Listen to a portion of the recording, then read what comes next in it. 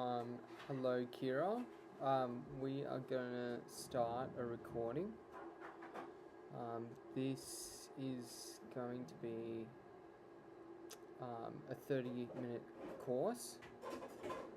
Basically, what's going to happen is I'm just going to show you some learning plans. So we'll get started. Basically, the first thing I want to talk about is today you'll be role playing your basically a literacy lesson, a mini lesson, as if you're in front of a small group of people, and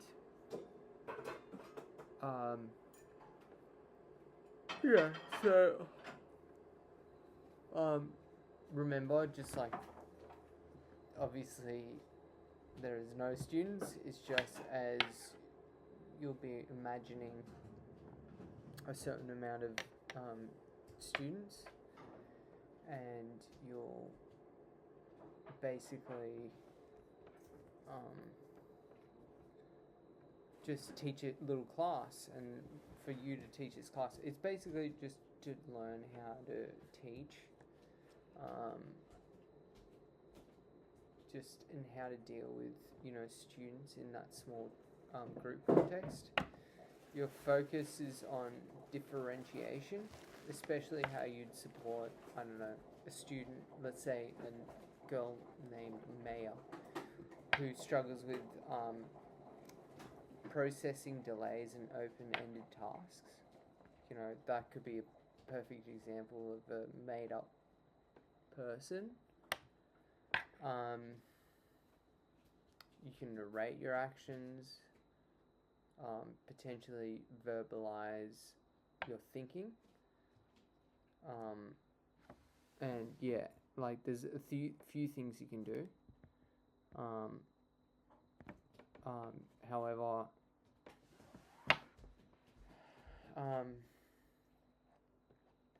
you can even pause to reflect or talk through adjustments. How are you feeling about that? I just want to go through that with you. I'm a bit nervous, but also excited. I think speaking aloud and really imagining the whole lesson will help me get clearer about what I want to do with the students.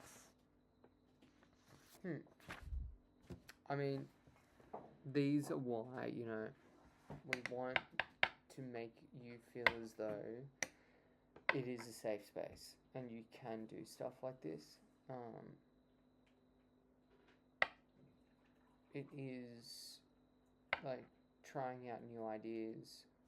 You gotta also be able to make mistakes, and for you to make those mistakes, you'll be able to learn from those mistakes, and from learning from those mistakes, you become more experienced, and you become more experienced, you get better at teaching, and deepen your understanding. The key is to be, as detailed as possible. Walk me through what you'd say if, you had to adjust based on your imagined learner cues. Have you got any materials in your lesson plan handy? Yes, I've got my picture cards, sentence starter strips. You're talking about these ones, yeah? Yeah. Visual scaffold chart and some notes on the backup tasks. Great.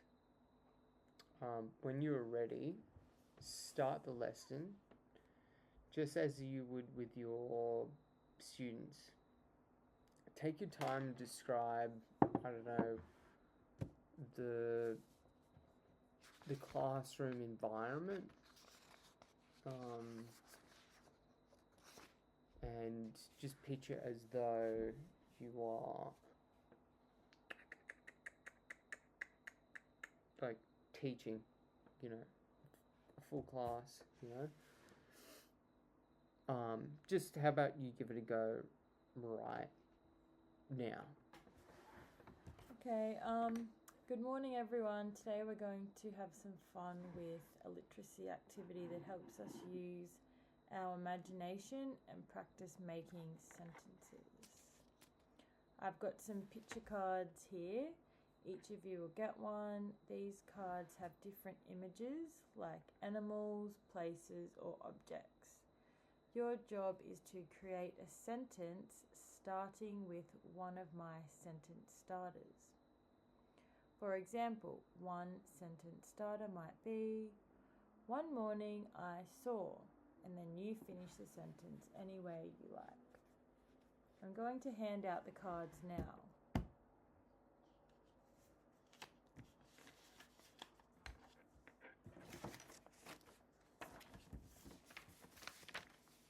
I notice some of you are already looking excited and ready to create. That's great.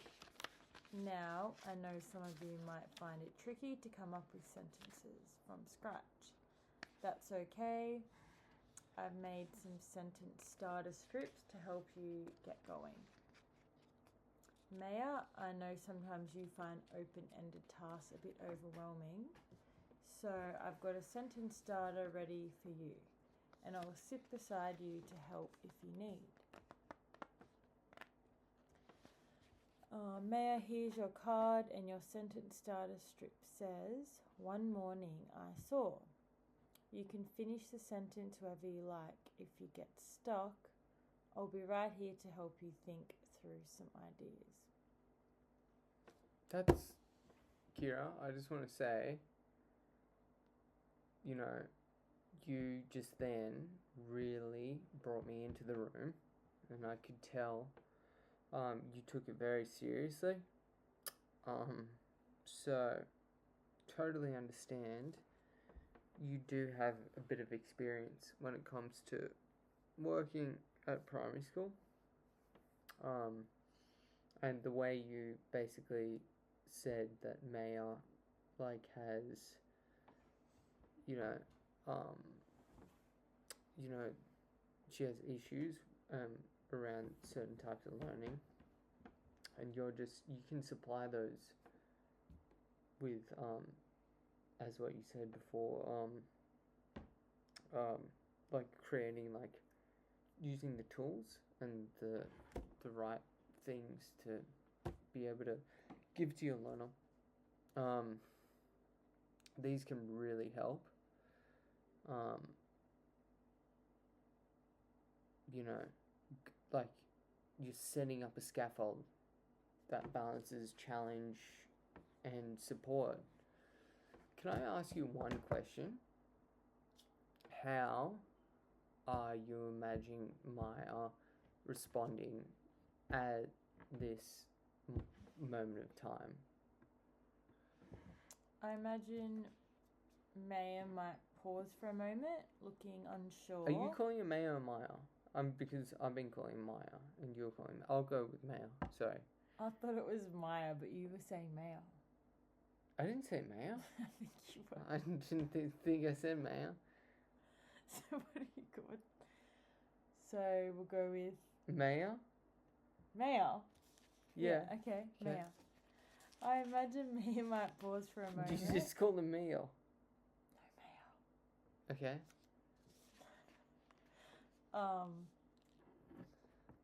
She's probably looking unsure, but then she'll start to say something quietly with a bit of help from me.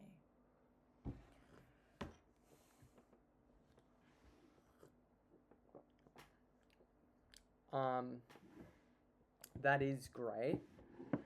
However, could you do me a favor and elaborate more on, you know what? Actually, how about this? How about you keep going with the class, and let's just pretend you're still back in the class and you still are doing a lesson, and let's try and focus on doing that, and then let's just give it one more red hot go. Alright, everyone, take your time and try to write or say your sentence out loud to yourself. If you finish early or want a bigger challenge, let me know and I'll have some extra cards for you. Some of you are sharing your sentences quietly. That's wonderful. I see that Maya is starting to say, one morning I saw a big fluffy dog and she's smiling a little. That's exactly the kind of sentence we want. Clear, simple, and imaginative. Okay, just so we can, like, it's so good. I gave you an example of a person to use for an imaginary.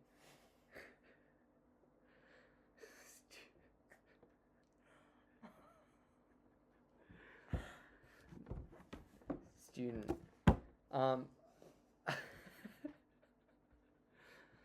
Okay.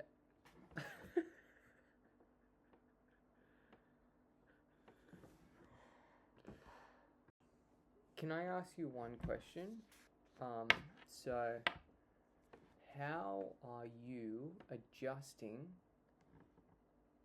your delivery based on these not supposed, but like imagined responses?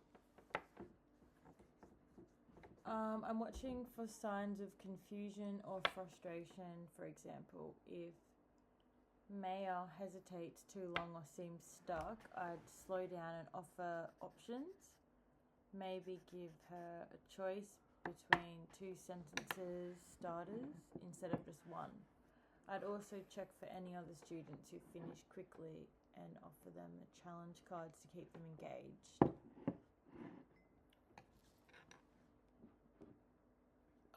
Like by meaning engaged, you keep them engaged by like allowing the students to really focus on the lesson, and using those tools as you just basically suggested is a way to allow the students to focus all their thoughts on what you're showing them, and you know that is really helping them be able to understand, and by using those tools that you suggested can really allow for better development of the student. However, what about, I don't know, pacing? Pacing? I'm imagining that the group might have different speeds. Some finish fast, others need more time. So I'm keeping an eye on everyone and ready to shift gears. If needed, I'd slow the pace down or break the activity into smaller chunks. Maybe first just making the sentence, then sharing it with a partner. You know what? That got me. Very thoughtful. Now, how about we, I don't know, let's just imagine, just for a moment, like I can sharing the stage, so to speak.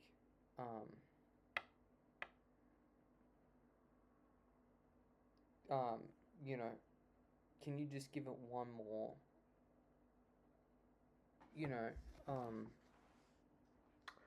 one more go by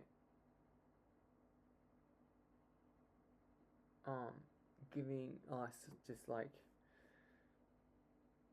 Alright, okay, friends. I mean like just one more like go at just role playing. Yeah, okay, friends, now let's take turns sharing one sentence from our stories. Maya, would you like to go first or last? So Maya would say quietly, last please. That's okay. It's important we all feel comfortable sharing. How do you, as a teacher, like, how do you like with the student, do you have ways on which you potentially um like manage their emotions? And like, let's say for example, Maya has like, she's got anxiety and she's hesitant. um what like what do you do in response to that? I validate their feelings. I let Maya know it's okay to share when she's ready. I also make sure the environment feels safe and supportive, maybe nodding or smiling reassuringly when it's her turn. Good. Keep going with the sharing. I'm loving this at the moment. The other students share their sentences confidently, and when it's Maya's turn, she shares quietly but clearly. Oh, yeah. One I mean, morning, like, how would you manage if Maya got stuck? I'm like, for example, um, she like felt real like, you've got a student that feels as though they can't share stuff, and they get a little bit worried, and they don't feel like they want to give all the information, or they like feel like closed off. They look to you and you're looking at them and they feel closed off, and um, and then they're basically telling you, like, for example, Maya, she's saying um, she doesn't want to share anything. Like how would you deal with that situation? I'd remind her that she can pass if she wants, and that sharing is about having fun, not about being perfect. I might also offer to share her sentence for her, or repeat it for her gently so she still feels included. That is excellent. Um, you know, what else do you think about during, you know, like lesson to support learners? Like, I don't know, Maya. I think about the environment. Is it too noisy? Is the lighting good? Are transitions smooth? I try to minimize distractions and give clear, simple instructions. I also try to use positive reinforcement to build confidence. I mean, these are like perfect examples of how like an environment like can really affect the learners.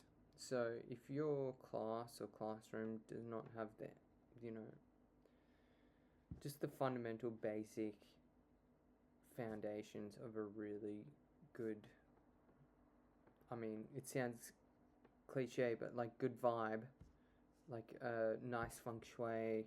I mean, you can't obviously, you go into a room, you've got no control of the environment. But I mean, if it feels wrong and you can do something about it, it does help to, you know, and I'm not talking like the physical side of things, but like um, the emotional side of things. Like, how could you connect with the learners without them feeling as though they don't feel um, comfortable? Because if they don't feel comfortable, then you have this issue where it's like they're not happy, basically. And like, I know it's like hard for the students to think that like they can just come in the room and feel happy, because that's not the reality of it, and you have control of, making it a little bit more comfortable and easier. Let's just pause here. What do you think went well in this role play? I feel like I gave Maya clear support through sentence starters and visuals. I also thought about pacing and gave choices, which helps keep everyone engaged and reduces anxiety.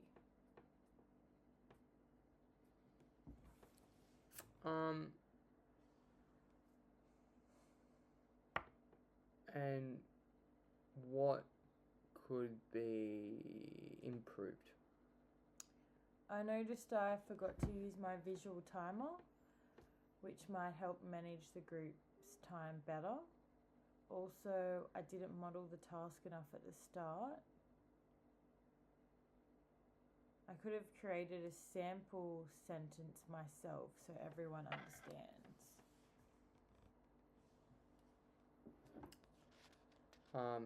Can I look at your cards? Like, so this photo card you have here,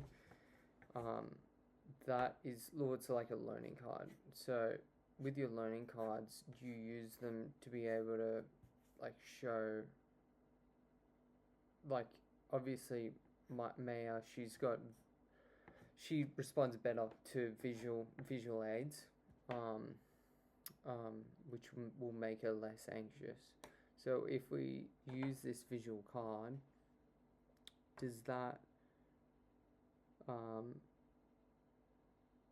does that make her feel less anxious? Do you reckon if she does have visual aid issues? Yeah. So that's good. So because that's like one of the biggest things. You gotta really make sure that they can feel that they are learning something.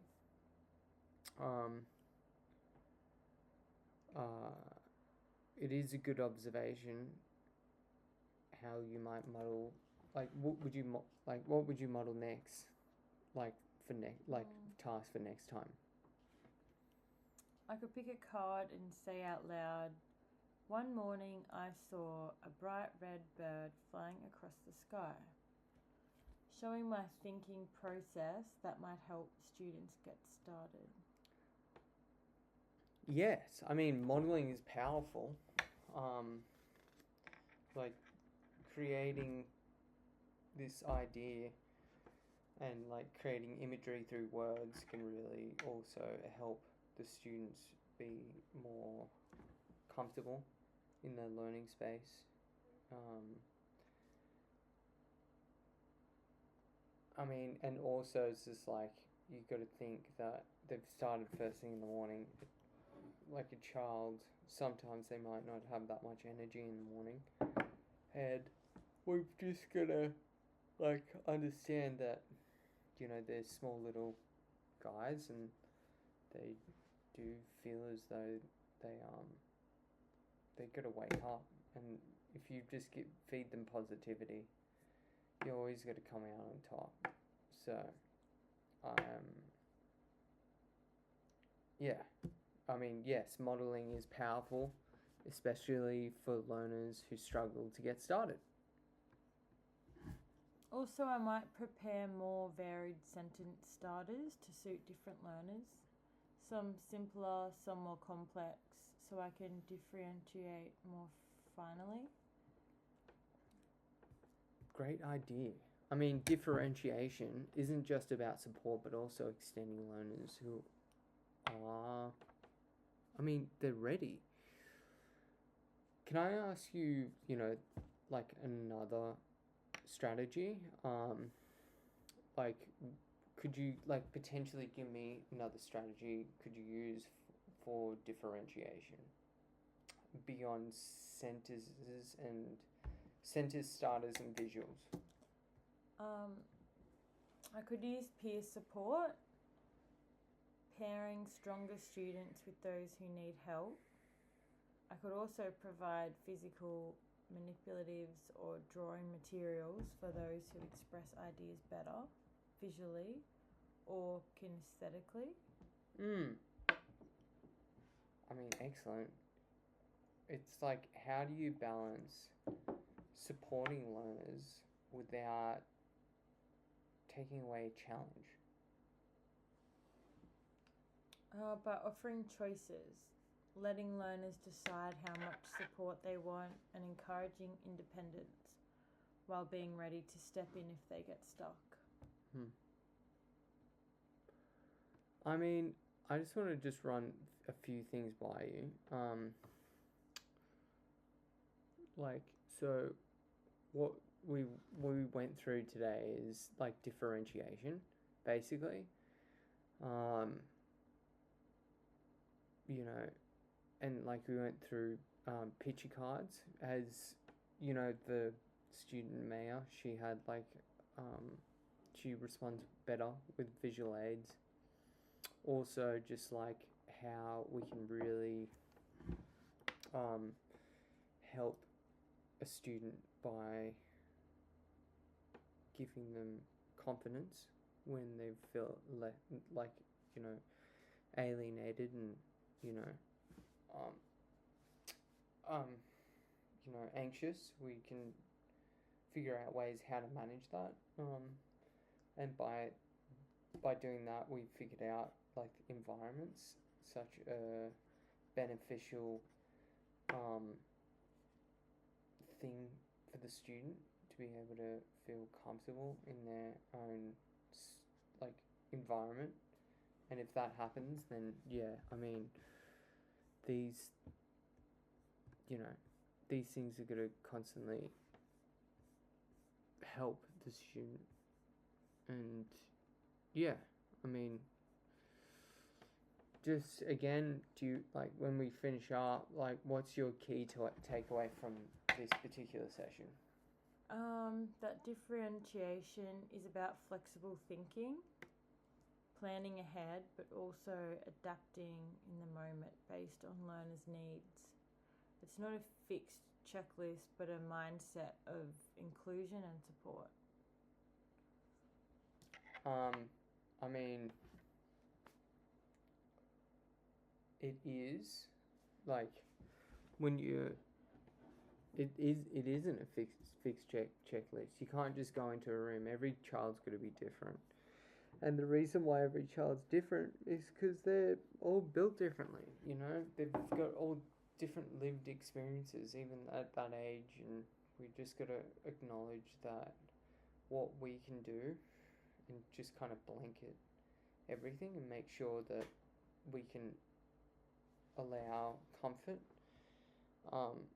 and safety for the students, and even if it's through small things like gestures and modeling in the sense of like language in the morning, to be able to connect and create a connection. So, you know, and also, yeah, it's just to do with your mindset and just giving that support. Also, the support around from your other teachers, like being able to confide in them and see how they feel and how they deal with stuff. This can also be a helpful thing for the students. If you've got a better connection with your teachers, you can kind of create like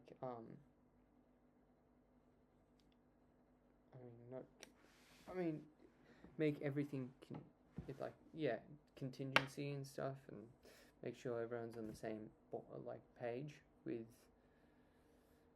learning and emotional support. I just wanted to say, you know, if I feel as though you are completely on the right track, that's like my personal opinion. And I would suggest to keep practicing, keep reflecting, and I can assure you, your confidence will grow. I'll send you some resources on the individual learning plans and practical scaffolding ideas next time we do this, Kira. Thanks, Eddie. I'm feeling more ready to take this into a real classroom. Well, it has been a great lesson. Thank you so much, Kirill. And I really appreciate your time. And although we're here to learn, we're both here to learn and both here to teach. So thank you so much. Thank you.